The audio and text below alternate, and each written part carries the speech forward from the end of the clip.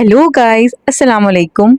Welcome back to my YouTube channel. कैसे हैं आप सब? लास्ट वीडियो में मैंने एक नॉवेल पढ़ रही थी, जो कि हमारा नॉवेल अभी कंटिन्यू है। उसमें मैंने पार्ट 1 पढ़ा था और आज मैं आगे का पार्ट पढ़ूंगी। और नॉवेल का नाम है दीवाना हुआ ये दिल मेरा बाय जानूर राय। Let's back to the novel. अगर आपको मेरी वीडियो पसंद आती है तो प्लीज़ लाइक और सब्सक्राइब ज़रूर करिएगा और बेल आइकन प्रेस कर दीजिएगा ताकि आपको न्यू आने वाली नोटिफिकेशंस मिलती रहें। चलते हैं कहानी की तरफ। अच्छा, आप लोग मुझे ये भी बताइएगा कि आप लोगों को ये कहानी कैसी लगी। इंटरेस्टिंग है ना?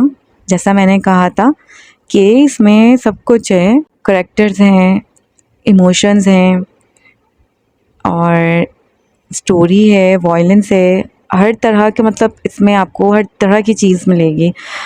और रोमांस है, ड्रामा है, एक्शन है, सब कुछ है। मुझे तो बहुत इंटरेस्टिंग